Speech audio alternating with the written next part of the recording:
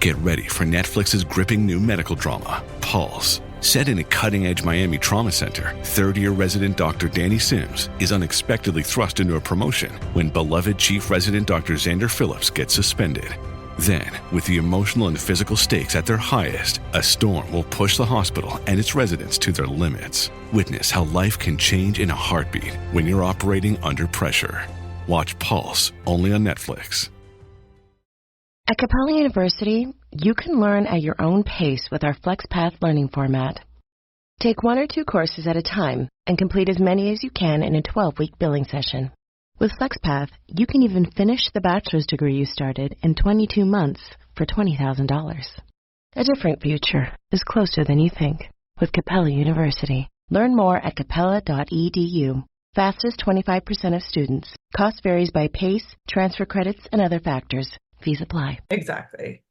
And I don't think it's any coincidence that The Other Black Girl, the setting is a publishing house, right? Because it's a similar industry that relies on the passion and the love of its workers in order to exploit them in all sorts of ways. Hi, this is Dr. Andrew Rimby, host of the Ivory Tower Boiler Room Arts and Culture podcast. If you haven't, please take a second to rate us on Spotify or Apple Podcasts. Please make sure you're following us on Spotify or Apple. And did you know we have a YouTube channel? Please subscribe to our YouTube channel. It really means a lot. You can actually see a lot of our video episodes on YouTube. And if you don't want to listen to any ads that are going to happen throughout the episode, even though I love all of our sponsors, of course, you can listen to our ad-free episodes on Patreon. That's patreon.com/Ivory Tower Boiler Room. And right now, you can get 1 week for free to see all of the ad-free episodes.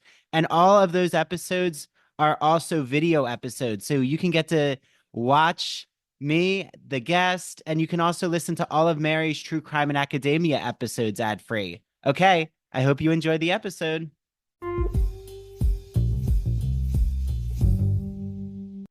Here we go.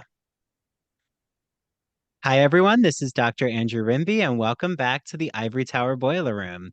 You're hearing this in the new year, so happy 2024, which I can't believe time is going by this quickly.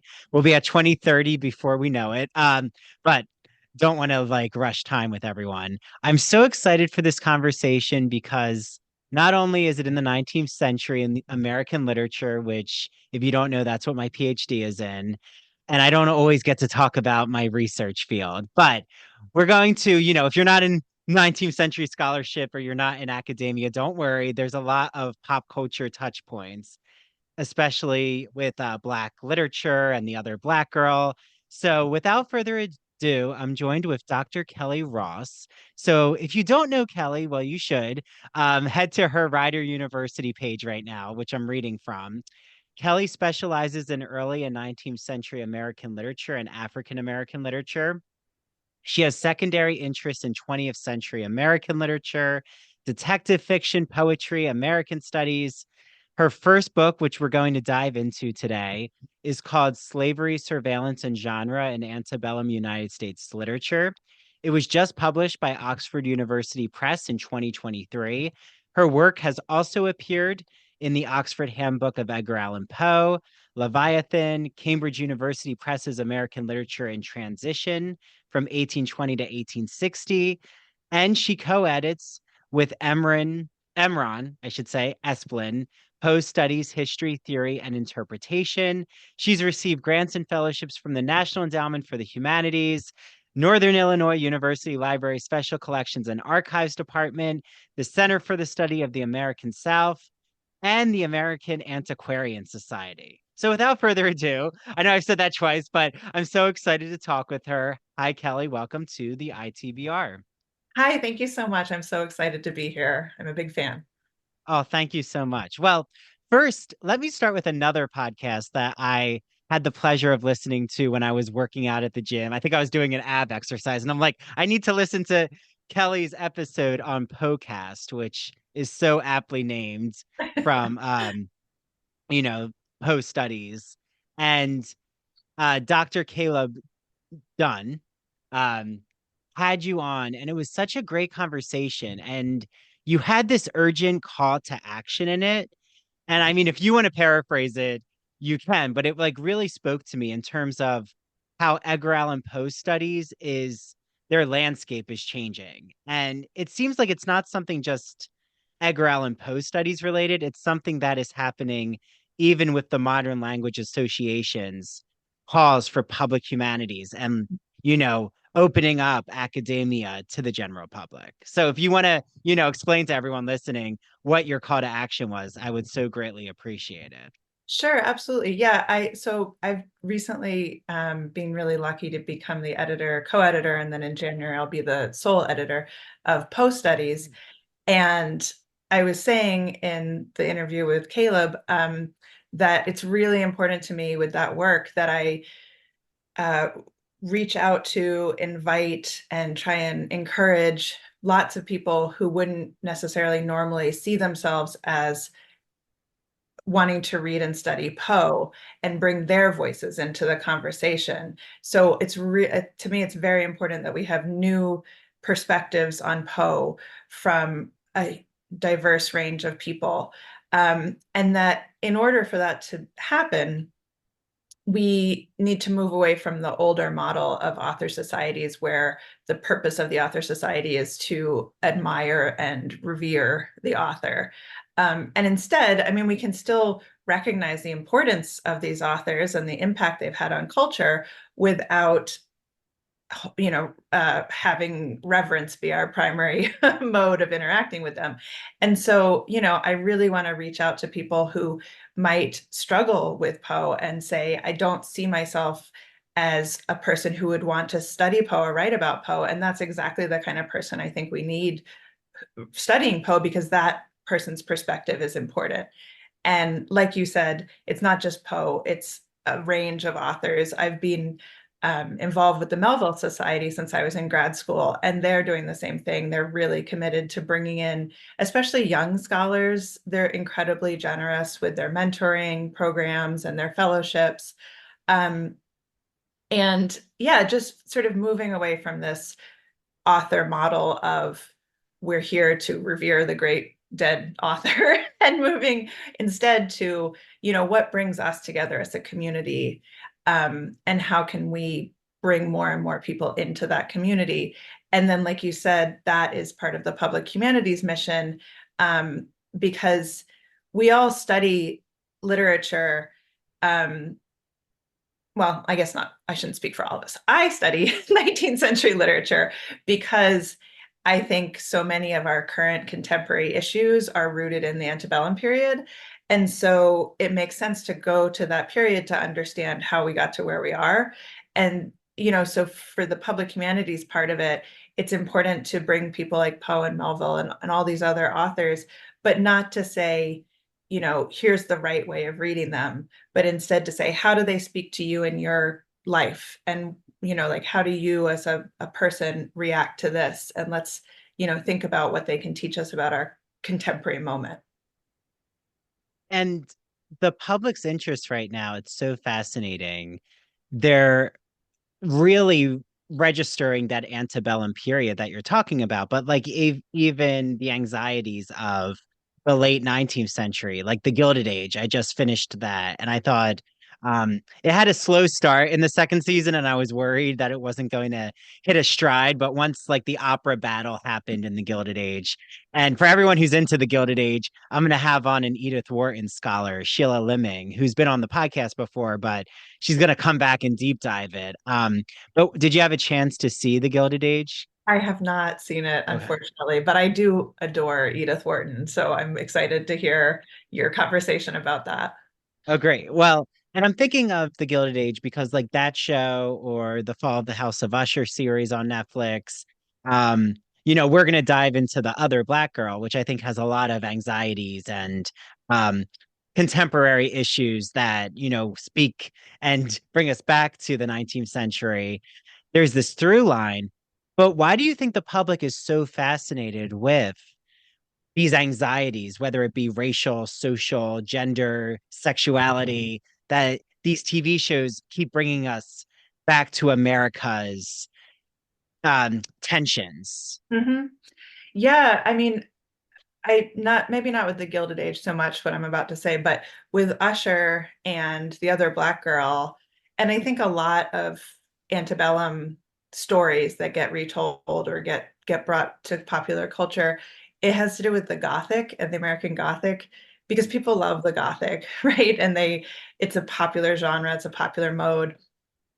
And that in American culture and American literature has always been about race. The Gothic in America has always been tied up with race because of the original sins of America are slavery and the genocide of Native Americans. So as opposed to European Gothic, where it's sort of Catholicism and secret societies, in America, that's at the root of the Gothic genre. And so whenever you have these contemporary adaptations of things that have to do with the Gothic, you often are going to go back to the antebellum because that's sort of like the touchstone for that. Those when you think about race, you think about the antebellum period, like you trace it back to slavery, right? And so I think that's why the antebellum narratives keep being important and resonating with people. And I'm not sure if you always see the MLA's LinkedIn updates, but like every time I feel I go on LinkedIn, the MLA has another urgent call for this is why the humanities matter. Like, don't discount Oh us. yeah. Like, right, even though all these cuts are happening around the country, this is why English departments need to exist. And I'm not trying to belittle those calls for action because they are important. But what's so interesting to me is the public is absorbing arts and culture. Like all of these streaming services, they keep recycling and reinventing these narratives from literature or Mm-hmm. classics and dead white male or dead white female authors, a la Edith Wharton. So do you feel that there's like a disconnect in the synapses right now of like the brain circuit between academia and media or public culture at large? Like why is it not connecting? Because I Mm. see the connection. That's a great question. I think the humanities do matter, and as you're saying, they are vibrant, but the funding is going elsewhere, and I think that's what MLA is driving. That's what is driving MLA's calls because, I'm sure you are aware, most of our profession is now adjunct labor, so there's no sort of stable future and no living wage and no benefits. And yeah, we study the humanities because we love it and we're passionate about it. And a lot of people get taken advantage of because of that, because they bring such passion to it. So I think maybe the MLA calls need to recognize what you're saying, which is that of course the humanities matter. But it's a different funding model than the MLA has traditionally seen, and we're all very anxious about that. Yeah, well, it's like, do you remember that horror? I know you're not a horror movie fanatic like I am, but I'm sure you know that movie When a Stranger Calls. Yes, I And do. yeah, and she's like, I mean, it was so inventive when it came out, I think in the 70s, but she like answers the call and like doesn't know that the killer is actually in the house, and it's like Right. the whole whirlwind. And I kind of feel that way with like academia right now, is the call is coming from within the house, which is like needing to bring in experts from the outside to like consult and like have this merging of like recognizing the power that academia can learn from media or from other models Mm, and not thinking you have to solve the answers from within the house. Um, yeah, that and makes a lot of sense. yeah, but like even, I have a small business now and like the Ivory Tower Boiler Room, I'm consulting and like I'm trying to bring these worlds together because, whether it be out of necessity, which it is, but also I'm so passionate. Um, it is so upsetting to see how someone's passion and creativity can be exploited because you think you're doing this work in good faith. Like, well, I'm so passionate, I have to like spend 70 hours a week because this is what the university demands from me, instead of realizing, oh, I need a work-life balance that's manageable. And Exactly. like, I need to sustain my health. Exactly. And So, I yeah. don't think it's any coincidence that the other Black Girl, the setting is a publishing house, right? Because Yeah. it's a similar industry that relies on the passion and the love of its workers in order to exploit them in all sorts of ways. But yeah, any job where you're motivated by an intrinsic love for the subject can very easily become exploitative. Yeah. Well, back to dead white male authors. No, trying to get that transition in there.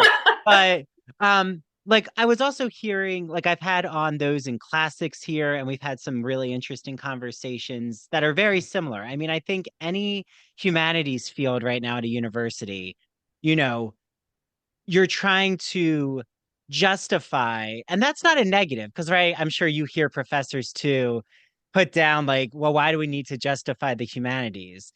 Like, and when I'm saying justify, it's opening up ways that aren't just traditional, like you need to learn Latin and Greek to study Homer, or like Mhm. bring in different interpretations.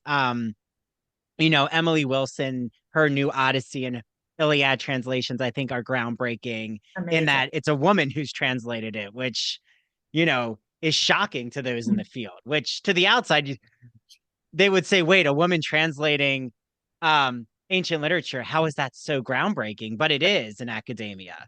But I think like that right there is the crux of the issue is um, why is it so groundbreaking if we're bringing in new ways of seeing even Poe? Like with the work you're doing, you're even bringing in a new term instead of surveillance, it's surveillance, right? Like if you want to explain that, I think it's a ripe way of just even understanding your approach to antebellum literature, which is shifting this terrain.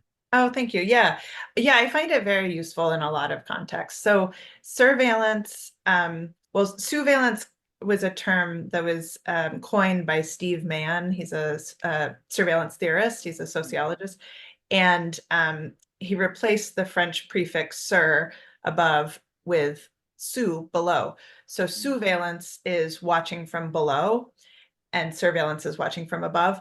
And the idea there is that it's in relation to the power dynamic, so the power of the person watching. If it's surveillant, that person has less power than the person they're watching.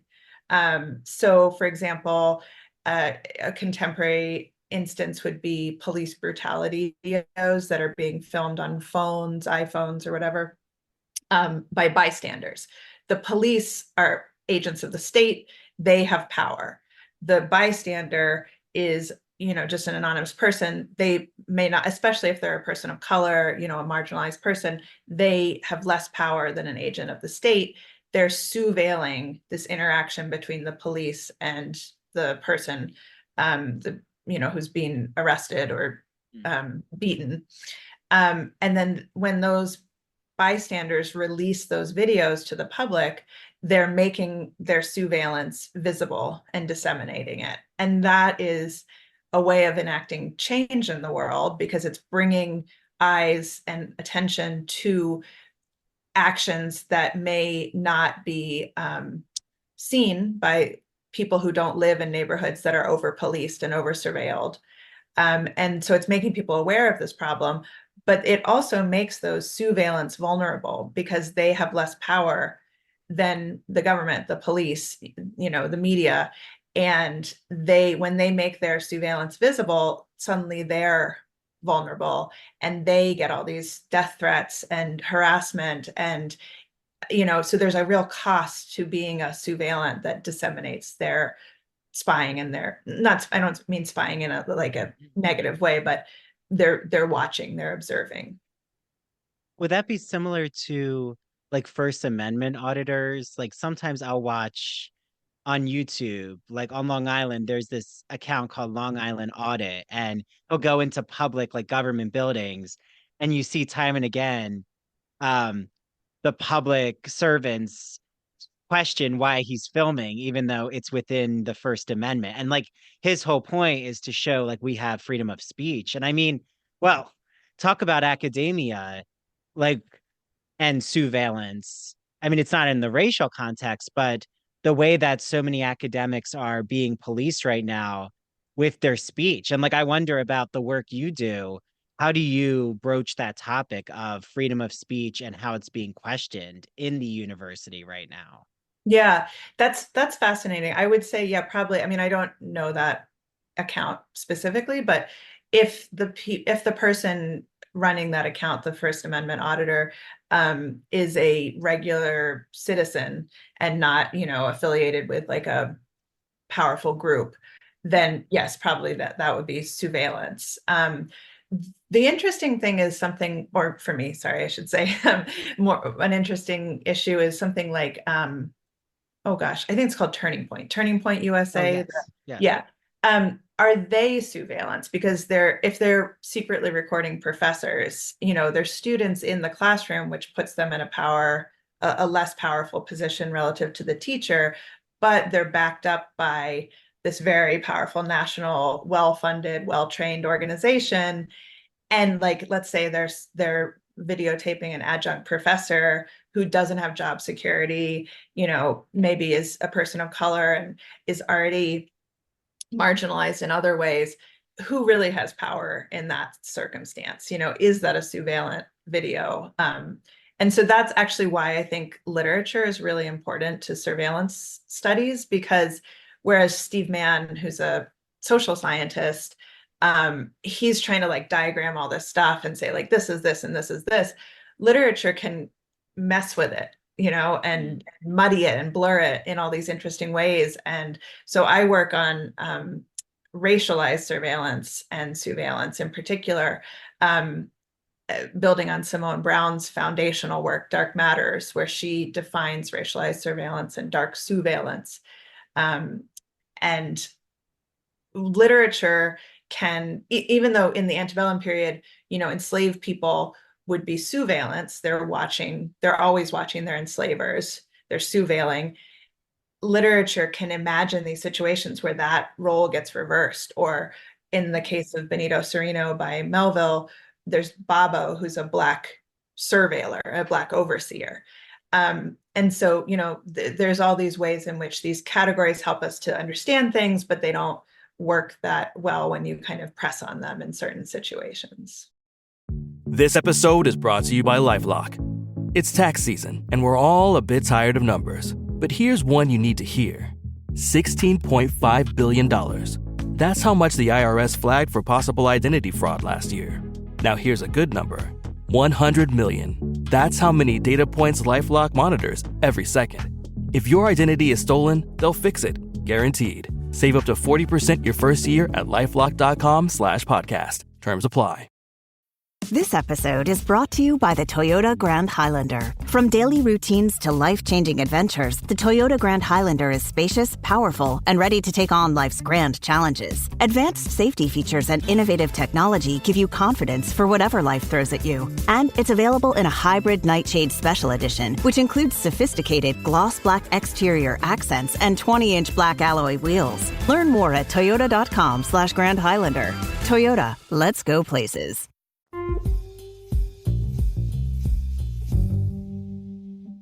Have you ever wondered, wait, how does Andrew know about all of the new LGBTQ literature, TV, and film in society? Well, I have a secret tool, and it's called the Gay and Lesbian Review.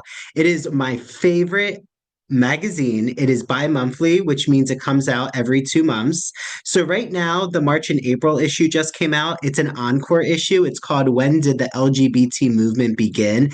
There's such exciting articles about what made Stonewall different, a sacred order for sexual outsiders, the house that Hirschfeld built, and so much more in that issue. I actually just had on authors William Benneman, Margaret Vandenberg, and Lawrence Senelik, who had written to me, and I discuss his responses as a special gay and lesbian review and ITBR podcast episode. So you can look for that in our podcast catalog. It is all about the January and February issue called Strange Fruits. So I can't wait for you all to listen to that. I absolutely love all of the queer history, culture, politics that the Gay and Lesbian Review covers. I love getting my print magazine. It just is so nostalgic having a magazine arrive at my door. But they also have an extensive online edition, so you can get the magazine online.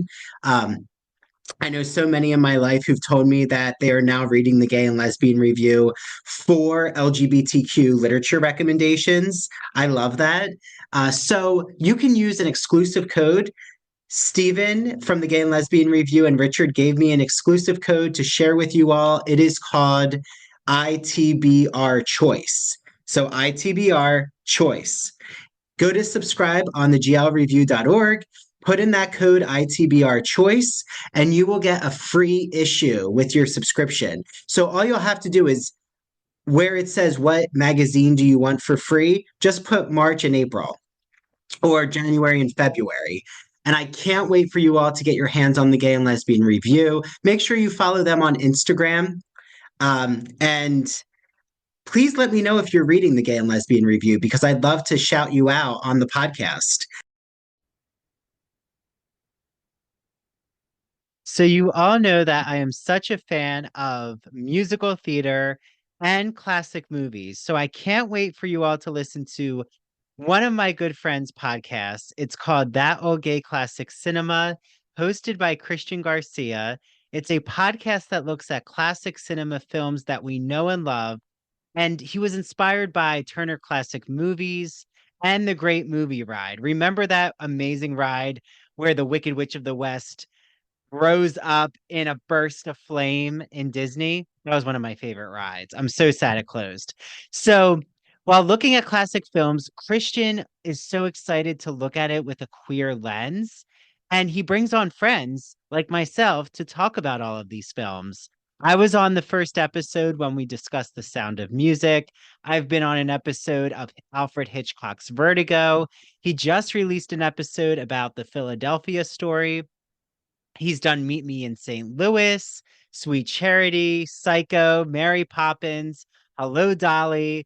He had on Down the Yellow Brick Road hosts and the Garland Gab hosts to talk about The Wizard of Oz. So make sure that you listen to That Old Gay Classic Cinema on Apple and Spotify, and follow him on TikTok and Instagram at That Old Gay Classic Cinema. Okay, start watching the classic movies and make sure you listen to Christian's podcast.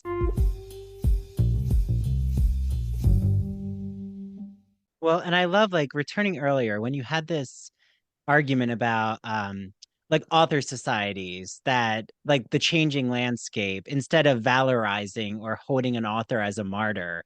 Like that's something that I saw, like doing my dissertation on Whitman, and like it was even some tension I had within those in Whitman studies, is like there's a certain faction, and I think it's in any author studies.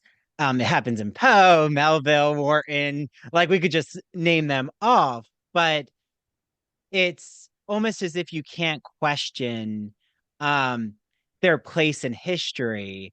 But like my point was always, instead of like valorizing their biography, why don't we take like what happens in Benito Cereno, or take what happens in the proliferation of whiteness among the Pequod, and like the whiteness of the whale. Like the whale is white, and that's why Toni Morrison, and I will always say Playing in the Dark, is one of my favorite essays ever. Is right. And it's that whole subversive analysis, which is, well, the whiteness is exactly what is racialized. Like Black bodies don't have to be racialized in a text in order for Black bodies to be evoked. Absolutely. Right. So, yeah, do you feel that that is something, there still is like this traditional mindset that you're even coming against or have to work through with your own work? Or do you think that the landscape in literary studies has shifted so much that, you're able to like have so many creative opportunities and the terrain is there for you? I think one thing that I found when I was writing this book that I really had to struggle with was I wanted to bring together authors and texts that generally aren't read in conjunction. So people like Poe, you don't often read him alongside Harriet Jacobs or Hannah Crafts or Charles Ball, and so it was hard because those two, they belong in the way that our academy is segmented. Those people belong in different traditions and in different areas of expertise, and those areas of expertise have ways of talking to one another. And so it was hard to figure out how to bring those areas together and talk to both at the same time, or more than one at the same time, without losing part of my readership. And I think that does have to do with the traditions that you're talking about. I mean, I hope, and I do think that we've moved away from this traditional author society model. And I do think that, people are relaxing those ways of thinking. But they're still sort of like, they have a legacy. They're not gone completely, even if individuals are no longer policing things in the way that they used to, that the legacy is still there. And so it just takes time to sort of like talk across field divides. And I hope that I'm able to do that a little bit with this book by bringing these people in conversation, and they would have all read one another. That's the thing, like when, Frederick Douglass is incredibly well read, and he would be reading all sorts of people, and to bring him out of that conversation distorts the way that we understand the text themselves. Well, it sounds like my argument for why I brought in Oscar Wilde or Victorianism into Whitman is because Whitman and Wilde met each other, and like the cross Atlantic exchange is so strong in the 19th century. Like, right, with Poe, you have Elizabeth Barrett Browning and Poe communicating. Yeah. And right, Poe, even from what I remember, is inspired so much by Elizabeth Barrett Browning's style that he even tries to mimic it in The Raven. Absolutely. Yeah. Right. Yeah. And but like you're saying, it's hard if you're talking about Whitman and Wilde to bring those fields together, because everybody's trained in such a specific way, and you have to figure that out. But I do think that people are moving a little bit more toward collaboration these days, and there's some really amazing work happening when a British scholar and an Americanist scholar will work together, or people from different time periods will work together. So I hope that our field is going to be more open to that in the future. Yeah, well, and that whole interdisciplinary approach, I think, is so, like, I'm so inspired talking with you. Not only that you're, going to be the sole editor of Post Studies, like it's in very good hands, but it is exciting to hear just your approach, because it's like a sigh of relief of, okay, there's all models, like even with Post Studies, like having a film critic bring in the new Netflix series, like, or even how Poe has been imagined in opera, or, all of these iterations. Absolutely. That all is scholarship, right? If there was a Poe, video game, like that's something to bear. Absolutely. No, absolutely. Podcasts. Yeah. It's, bringing these worlds together. I think it is all happening right now. It's, just like you said, realizing that we're in collaboration and not in competition with each other. And maybe that is the difference between the traditionalist mindset was, I have to be the sole sighted person and like, can't bring other scholars with me. It has to just be my own voice, and this is my own niche that I, only analyze Usher, and I only analyze family decay and the aristocracy, right? Like that's a very specific like dissertation. But like to turn to the other Black girl, because like you brought us to the publishing house, which I agree with you, was so um fruitful, but like that paranoia is so akin to academia. Mm. It like reminds me of The Devil Wears Prada, of like Miranda Priestley and Anna Wintour's um mythology that's been created, whether true or not. It's a paranoia that people understand. Um, what surprised you about like just diving into the other Black girl? Like, was it what you expected when you like first started?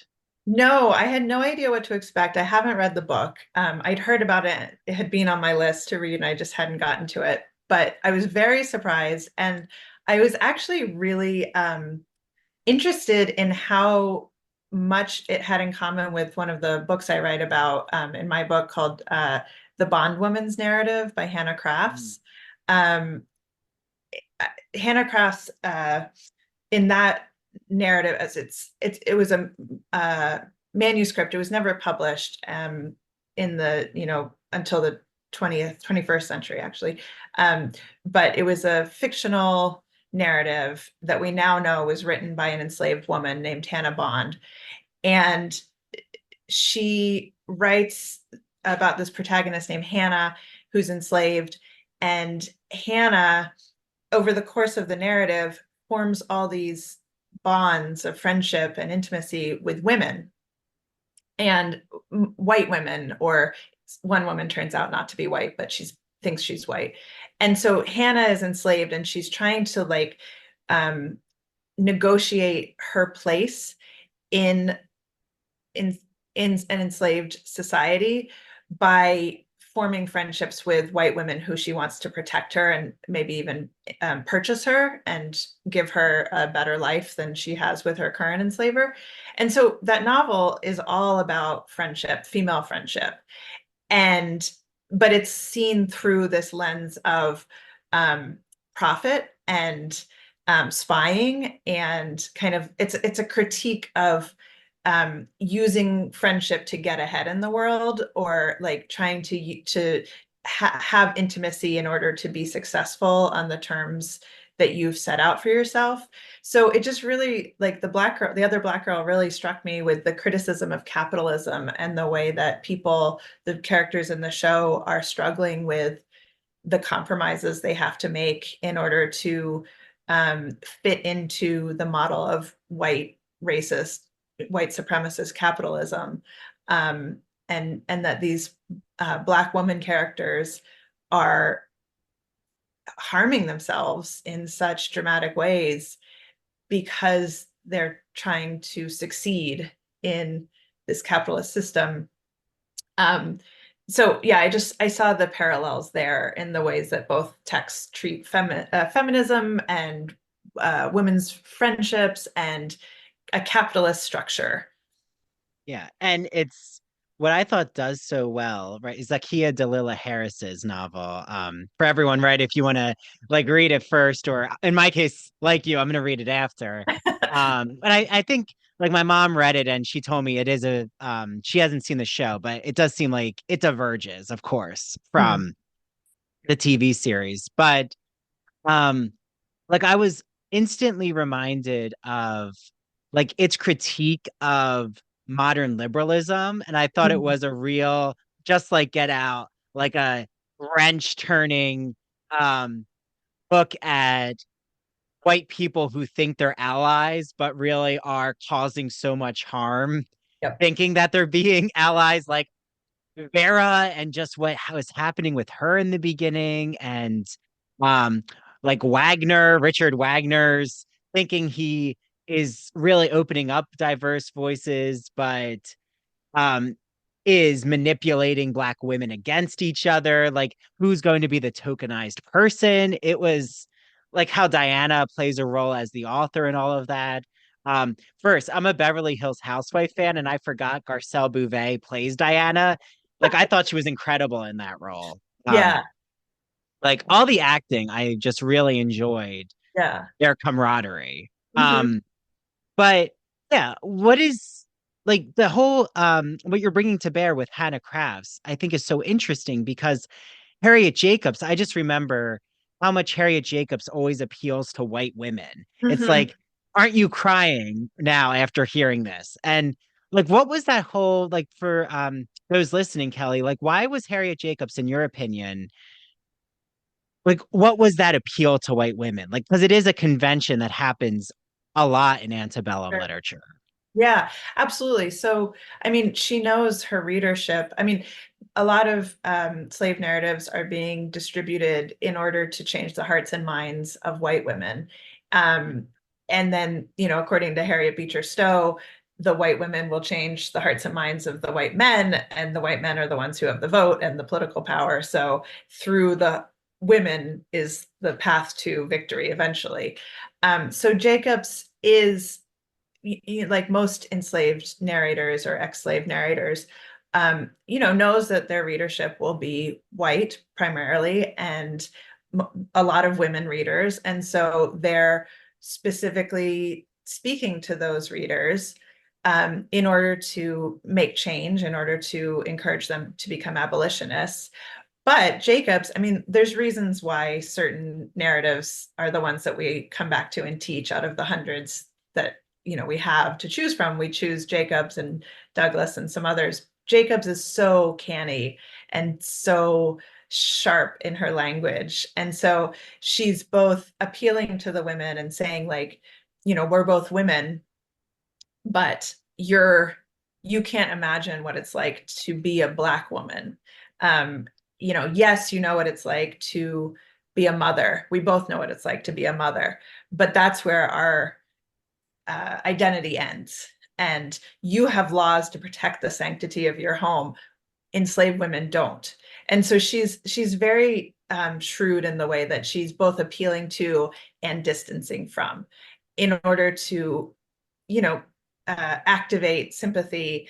But at the same time, I think also just she's very frustrated with the way that she's treated, and that sharpness comes through in the novel, or excuse me, the narrative. Shopping is hard, right? But there's a better way. Stitch Fix online personal styling makes it easy. I just give my stylist my size, style, and budget preferences. I order boxes when I want and how I want. No subscription required. And she sends just for me pieces, plus outfit recommendations and styling tips. I keep what I love and send back the rest. It's so easy. Personal styling for everyone. Get started today at stitchfix.com/Spotify. That's stitchfix.com/Spotify. Oh my God, it's the coolest thing ever.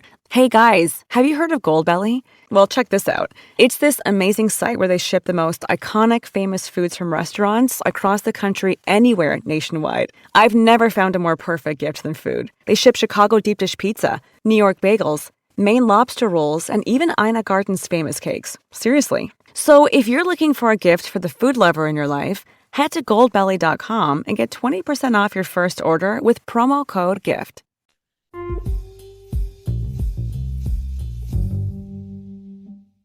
When I think about this sponsor for the podcast, I always just think of coziness.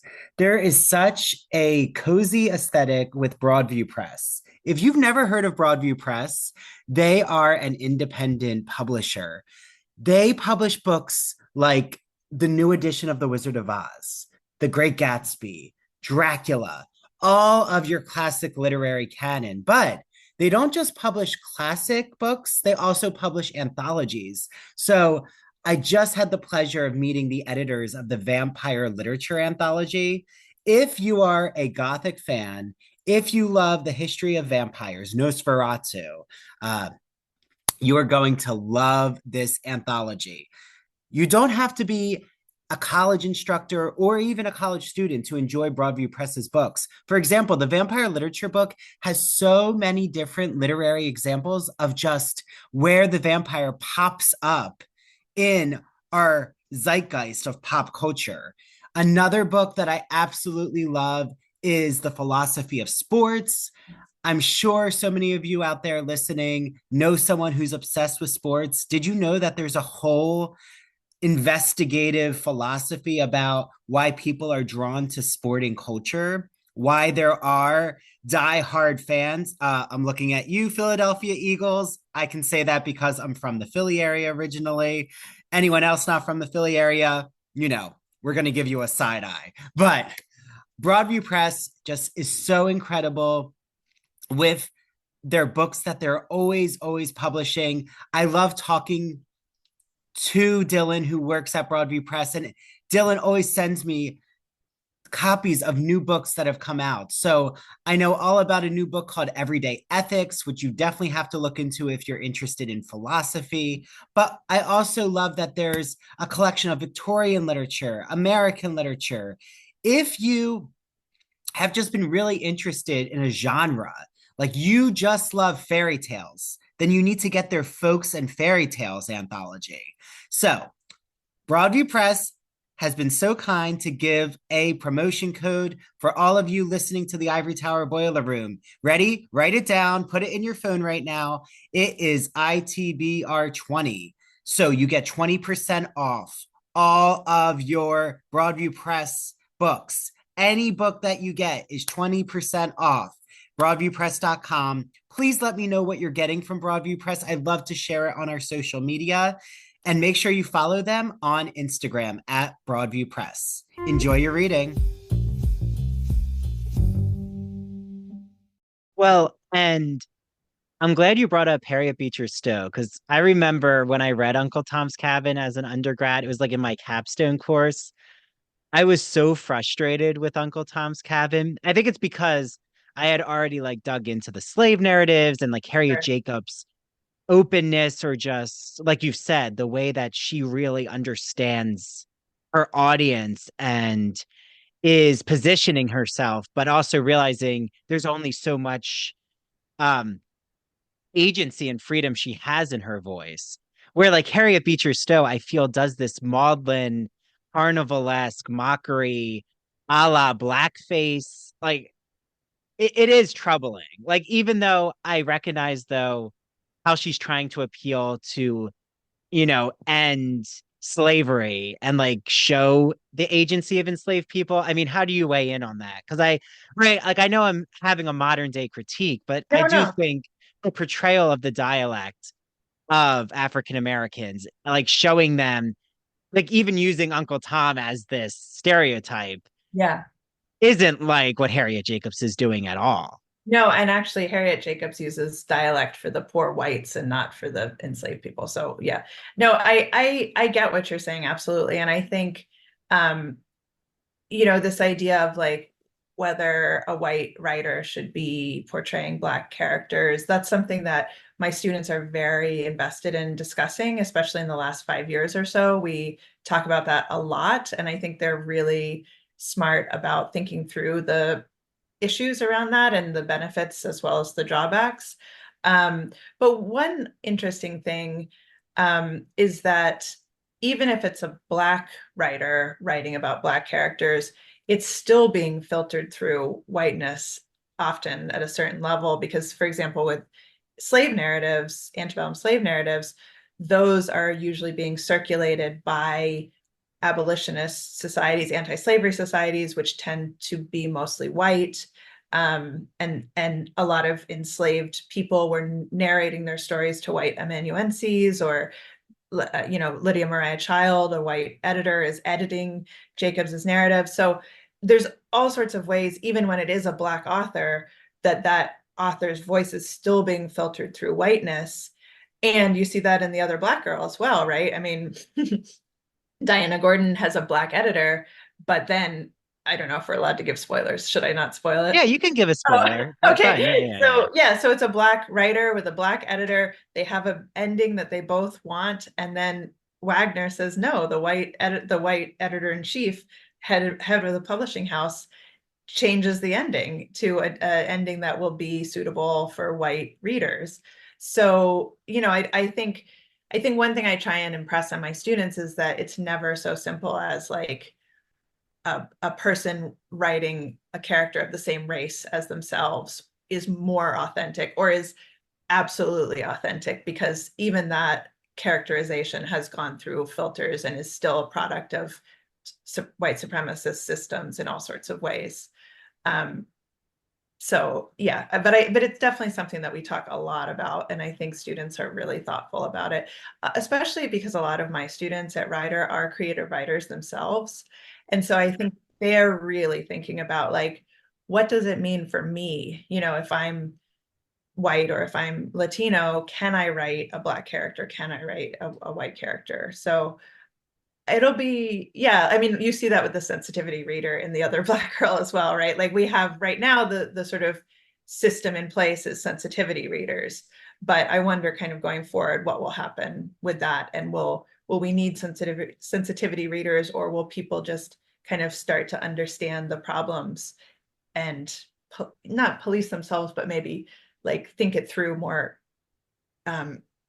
carefully before they write or publish the book. Yeah, well, and it's so interesting because like you're making me think of even the power of Alice Walker's novel is that Celie is writing. Like the agency really is coming through her act of writing and reading and always appealing to God in her journals. Like almost every entry is Dear God. Like, or eventually she has Dear Nettie, like when she's writing to her sister. But like that act was taken away from those who were enslaved. Like, and The Color Purple, right, opens up new the dynamic between like African American men who are landowners now and like the violence against women, right? And I know Alice Walker faced a lot of backlash from, the Black community, like who said, you're portraying us in a certain way.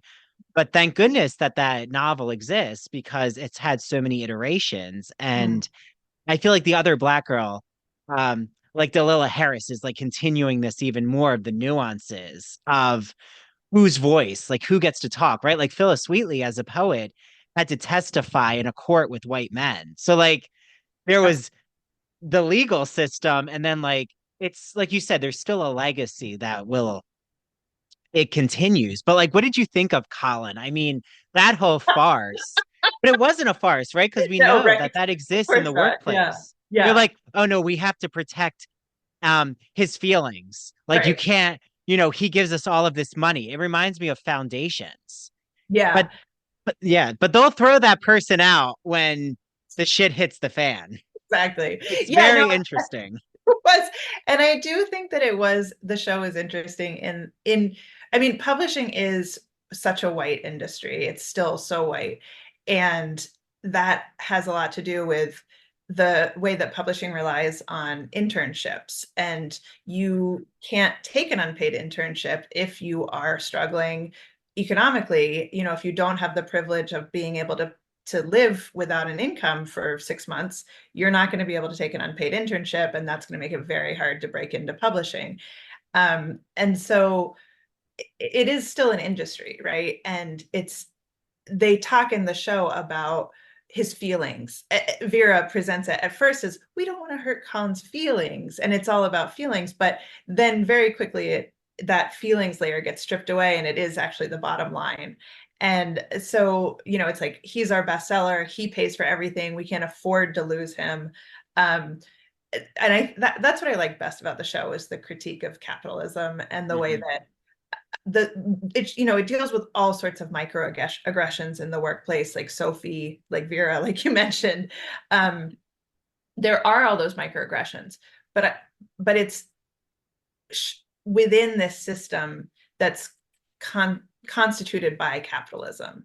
And so I think the show is showing these microaggressions and playing them for humor a little bit, and then within, or expanding out from that, to say it's not the microaggressions alone that's the problem, it's the structure that's holding these microaggressions in place.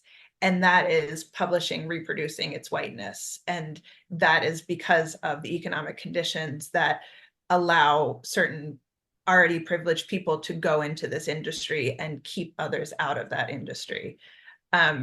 If there were more people of color at Wagner Books, they would have noticed, and they would have noticed that Chartricia is not a good character, and they would have, they wouldn't have tried to bury the sensitivity read, but it's economics that's making that the case. It's not about feelings. It's actually about class and work structures. Yeah. Well, and like their whole approach to having Nella there at Wagner, and like Wagner even like continuing to coddle her as the token employee.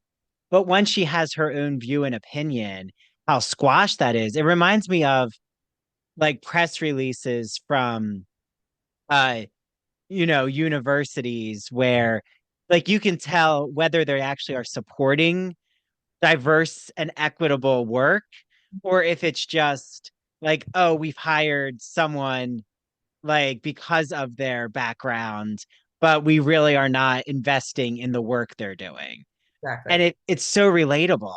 Like that was something in the series, is even with like the magical escapism, like which is how I'll like categorize the other elements of the plot. Mhm. I felt like that escapism, though, was even just lending the pressure of trying to fit um, in that supremacist capitalist society you've Right. talked about. But you also want to try to build this bridge with your own community and bring them into the fold, even though the system's against you. Right. Exactly. Yeah, and Yeah. that's what I saw in the parallel that I was making with Hannah Crafts, because in the end, Hannah, excuse me, the protagonist of the novel, she tries to fit in. She tries to work within the system. She's not trying to run away from enslavement. She's staying within the system of enslavement, but just trying to negotiate for better conditions. And then finally, she gets this enslaver, this woman, Mrs. Wheeler, who, interestingly, there's a blackface episode in there with a skin powder that also reminded me of this show with the hair grease, like the way that Mhm. these skin products and cosmetic products are have symbolic resonance in all sorts of ways. But so Hannah's purchased by Mrs. Wheeler. Mrs. Wheeler is such a cruel enslaver that Hannah can't even stand the system anymore. She just gives up on negotiating within the system and decides to run away. And it's when she runs away, and she escapes to New Jersey, actually. She gets the author, Hannah Crafts, gives her this absolute wish fulfillment ending where she like reunites with her mother. She finds her all these kind people. She gets married. It's just this beautiful wish fulfillment. And it's that's what literature can do with, like you were saying, the magical escapism, right? That the first part of the novel is very like realistic, and or not realistic, but critical and open-eyed about the conditions of enslavement. And then the end is totally escapist. Yeah. And in this, there's all sorts of absolutely, in The Other Black Girl, there's all sorts of really realistic things that happen in a workplace, and the ways that Black women are treated.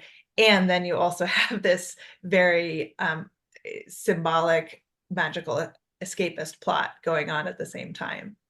Yeah. It's like it's showing me how like daring Nella Larson was with passing, like Yes. actually having her character fall out the balcony and die, because it is such a um well, do you feel like going back to Poe, like Poe was able to take chances like in terms of the Gothic and having these macabre themes because of his race positionality, compared to say like it's taken like generations for authors of color to have those types of daring voices or characters because of the realities of the publishing world.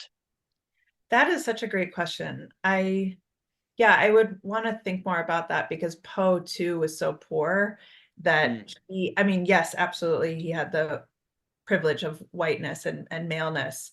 Um, but he was working so hard to just earn enough money to feed himself and his family, that I always think of him as having less freedom than someone like Hawthorne or Mm. um, I don't know, uh, Edith Wharton, for example, right? Yes, yeah. But and Poe is writing in genres where that sort of ridiculous, over the top sensationalism was expected. But I do think what you're saying about, on the other side of it, the people, authors of color being so restricted in so many ways, by the conditions of publishing, that is something that I can see. I think there's always exceptions to that, of course, and Douglas is a great exception, the way that he keeps rewriting his autobiography, getting more and more control over the story he wants to tell, and, changing the way that he shapes his narrative.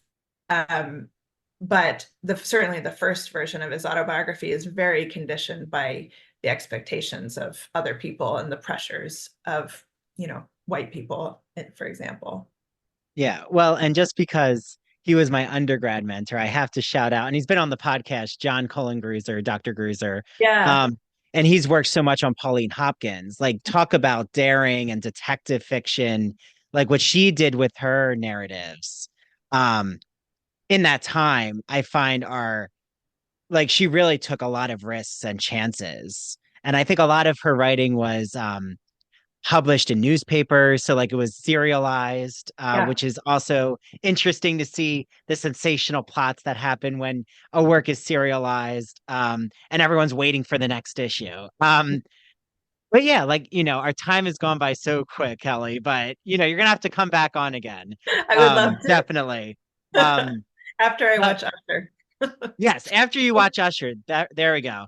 Like I am curious, like, when we're ending, an author who's just like the other Black girl, I really feel like Toni Morrison's voice was very palpable. Like I was just thinking, like, of course, with Diana writing this bestseller, I was just thinking of like all of the Black female authors who in America broke so much ground, like a Toni Morrison and Alice Walker, even like Angela Davis.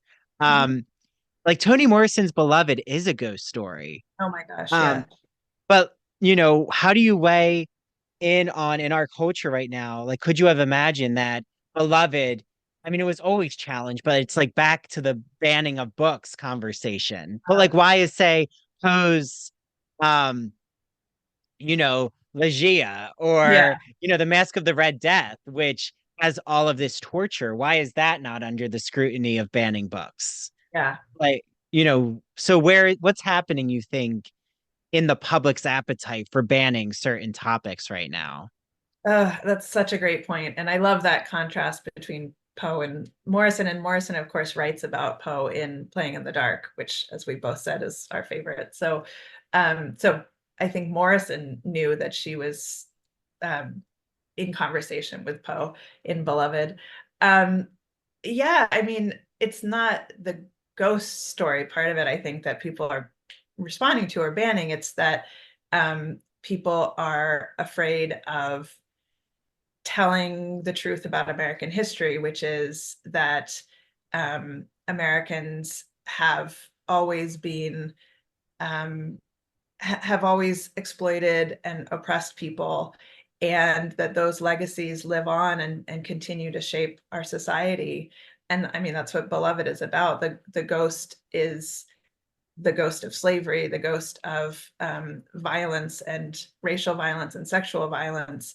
And people don't want to admit that about America. They want to have this little happy narrative of, America, the land of the free. And certainly Beloved doesn't fit in with that. I don't think Poe does either, though. So if anyone read his books, I think they would probably need to ban them as well. But I guess they're just not actually reading them. Yeah, well, I mean, that's a good point, because the topics that he delves into, or even a Moby Dick delves into, or the Scarlet Letter, I mean, it's about adultery, right? You have to ban pretty much everything. Yeah, but I think it's also like issues around sexuality, and like we could have a part two. Like definitely, I think if you came back and talked about gender and sexuality, like we're only like touching the surface, because Harriet Jacobs, what she does with sexuality, like talk about daring when she actually talks about queerness. Like that's something like Poe doesn't do. Like he's not open around queerness in that Yeah. sense. So it Although is interesting. I loved your conversation with Paul Jones and David Grevin about Oh. Poe and queerness. That was so great. So, and I think Paul's reading of his most recent book is so wonderful on Poe and queer futures. Yeah, well, and like I've like, presented and I'm like, it's a work in progress after my conference presentation. But I mean, I think with Poe, there's so much suggestive, like the interstices of queerness is all there in my mind in terms of like narcissism and Freudian elements happening in Usher and like who is the narrator. And we don't know a lot about his origin story with Roderick. So yeah, queerness is there. I think just the directness, I'll Yeah. put it, with like a Harriet Jacobs, or even what Alice Walker does with queer women and love and beloved and queerness. Like there's queerness with, the beloved world too. Sure. Or Audre Lorde, or tons of people. Absolutely. Exactly. Like I think that like that could be a whole other conversation, which is how like an already marginalized group like further takes daring risks in the face of knowing that they're going to be put under scrutiny for it by the public. So absolutely. Yeah, I mean, I'm giving them kudos, basically, giving them their flowers. Yeah. So Kelly, how can everyone out there, find out more about you? I mean, we have your writer profile linked. Yeah. Yeah. That's probably the best way. I think my email is on there. It's kross@rider.edu. And I'd love to chat with people about race and surveillance and Poe and whatever else. So please get in touch. Oh, good. Okay. And is there any specific like social media you would love people to follow you at, or you're off the grid? I run the Poe Studies social media very badly, but it's not actually my own personal. But if people are interested in Poe, please follow the Poe Studies. We're on Facebook and Twitter and Instagram and Blue Sky and Threads. Yeah, so Poe Studies. Great.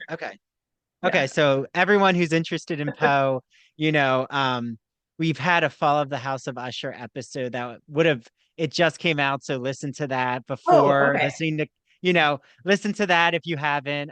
So follow Poe Studies, look at, Dr. Kelly Ross's writer profile, get your hands on her book. Kelly, this has been a pleasure. Thank you so much for coming on. Thank you so much for having me. I really enjoyed talking with you. Yeah, can't wait to have you back again. Part Absolutely. 2. Okay, great. I can't wait. Bye everyone out there. Bye, Kelly.